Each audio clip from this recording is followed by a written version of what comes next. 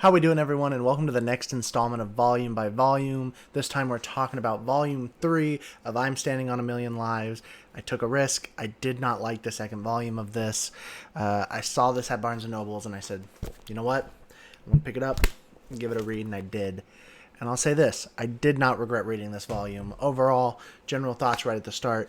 Great volume. Lots of good character building, unlike the last volume where I thought it was insanely weak. Interesting new characters. They do break some general tropes that I thought they wouldn't, which was I thought there'd be pretty much only females in his group. They've broken that trope so far. But other than that, I'm still going to organize this like normal, where I talk about the first chapter, give you some more general thoughts, and then after that I'll talk about the rest of the manga, and go from there, just in case if I talk about the first chapter and you want to read it, I don't spoil everything for you. Chapter 1 does take place after the end of the second volume, obviously. They were planning their ambush on the soldiers that trapped them inside that giant cave. And so it comes to fruition. They trick them, they come back, and they essentially try to trick them into thinking, hey, they've murdered all the survivors because they're crazy. Yotsuya burns a man alive. They sort of have a discussion about this, saying, like, are you okay with that? Like, what if these were real? And Yotsuya is like wholly down on the fact that it's just a game. There's nothing to worry about. These aren't real people. Cavill comes through and kills the last two soldiers, which is helpful since obviously they lose EXP for killing people. Essentially from there, the group doesn't know what the delivery is. So they take all these options in, take it to the town and complete it. From there, they have no more reason to be with Cavill, so they thank Cavill for her services, leave her behind, and go to finish the final objective of this second challenge, which is 5% of the map. Clear 5% of the map, and that is essentially Chapter 1. Chapter 1's pretty short. We're getting into this point where chapters are going to be shorter because we're in the middle of the whole thing, so that chapter, I'm going to be honest, nothing special at the start. I think a lot of the strengths of this manga come from chapters like the third chapter in this volume and like the fourth chapter. They do a very good job of developing characters. I highly recommend this volume, especially from the first one being okay and the second one being really bad. The quality of the series has shifted up and down, but this is going to allow me to buy the fourth one. I don't have it yet, but I'm going to go pick it up because now I'm intrigued in the story that they're trying to tell finally, unlike maybe the first two volumes where I was pretty much certain I was going to just stop buying volumes of this. But now they've got me a bit. They have a little bit of a hook in my mouth. But overall, yeah, very good, very much worth the read in my opinion. High recommendation for this volume. Other than that, from here, it's hard to talk about anything else because it's more spoiler-based. So if that caught your attention and you want to go read out the third volume, I highly recommend it. If we gave it a number, probably like a 8 to 9 out of 10 for this volume. It was really good. So from here, I'll be talking about spoilers for the rest of the manga. If you are deciding to leave, make sure to leave a like. And other than that, let's get on to it. So at the end of Chapter 1, they're going to complete the map. Right as they do that, a snowstorm hits. The group is pretty much struggling to get their way all the way to get to the 5% clear, especially because of the snowstorm. We're getting some character building for Yuka, the new mage that joined the team. She feels like she's useless. She feels like Yotsuya-kun, the main character, does not care about her because she's not very useful. She's always relying on others. She pretty much gets her resolve back, and she runs into another player, ? We're not really explained. The person comes up and says, oh, you're on the second run. That's interesting, essentially. Or the fourth run, I guess, because she's the fourth person. Anyways, and talking pretty much helps her complete the 5%. They're teleported out, so she gets to make the decision. And since it's been in her mind, she asks, is this world that they're in a real world? And it is revealed that, yeah, it's completely a real world. It is an alternate universe from the world that they are in, that they are just being teleported to. So even though they seem like gods, they are killing people that exist just in an alternate timeline from them. And that hits Yotsuya pretty hard. And I think that's one of the first big moments where I was like, okay, I knew something like this was going to happen. And it plays into his character. It doesn't really, I don't think it clearly describes whether he was bothered by it or if it's sort of broken him, like he's at a broken character state now, but it obviously messed with his character. Once again, the game master messes with Yotsuya-kun in the real world, pretty much has him go out and help another person, another two people who I think the game master admits are going to be in this world. It's two brothers who went to go kill this person who had all this debt on their family, or at least they were trying to stop debt from their family.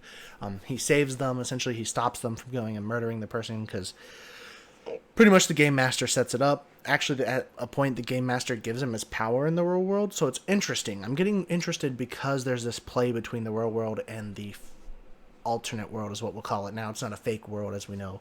And I'm liking that a lot. I think it's interesting because the characters actually have an interaction with their real world, while I think in a lot of other isekai, they just sort of forget about the original world. It's just a way to make you connect to the main character, and I don't think it's necessarily bad, but since so many of them use that trope, it's sort of annoying. The older brother thanks him, and he is the one that is brought into the game. He's brought in with them, has a fight with Yotsuya, stuff like that. But then the biggest reveal, I think, happens that is going to lead to what I think can be interesting storytelling. They meet Cavil again, but it hasn't been like a couple days since they've been to this world. I think they admit it's been almost 15 years since they left the last time. Cavil now has 2 kids and a husband. She's lost her hand in a fight. She had to do a bunch of wars between her and the other civilization that they were dealing with the first time. And it's just revealed that, like, they're making these friends in this other world, sure, but they don't have, like, a reaction to it because they're just getting ported in and out all the time while these other people are living lives, you know? Cavil reveals that if she could have, she would have dated Yotsuya-kun, which is, you know, sort of an anime trope, but it was a sweet moment, and it's just crazy to me because it adds weight to their actions and the relationships that they build in that world that I wholly believe in the next volume, once they finish this task, they're not going to see Cavil anymore. She's going to be dead, or she's going to be old. So it brings a lot of stakes for the characters to know how hard it is going to be to form relationships in this world that they're being ported in and out of. Their new task was to, I don't remember the exact terms, there's like a ritual they have to perform. So they go to this island that's requesting help. Islands being attacked or terrorized by ogres that crash there. They can't do the thing unless they get rid of the ogres, so that is the goal that is set forth for them, is they have to protect these 2 people to perform a ritual while taking care of the ogres that are taking over the island. And that is sort of the end of the volume. What I think stood out in this volume was how much it added stakes to what the characters are doing, you know. Yotsuya-kun learning he is killing humans. Cavil aging 15 years, which was only a couple days for the main characters. Stuff like this that's going to bring interesting storytelling devices that the creator can use to tug on your heartstrings every now and then to make things feel like they have weight, rather than it just being a plain isekai where they just get to be in a different world. Also, it's interesting to see how they play with the game master in the real world and interfering with the other characters and stuff like that. So these are the things that I think were really strong in this volume that made me engaged. I'm intrigued to see what's going to happen with these ogres. They sort of leave us on a cliffhanger with the thought that they're sort of being betrayed. I'm intrigued to see what classes we're going to see Otsuya-kun turn into. I forgot the new guy's name, but I know he's actually ironically becomes the strongest character of the group. It'll be interesting to see his character brought forth.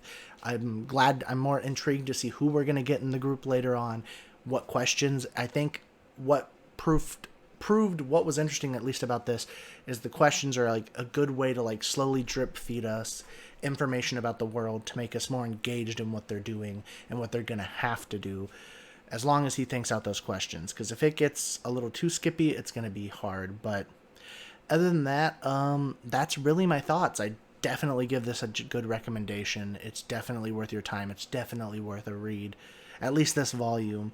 If it was the 3-volume rule that a lot of people use, whether or not they're going to read a manga, I'd probably say this is a maybe, because you had an okay manga, a rough one in my opinion, like just nothing great was happening in that one, and then a really good one.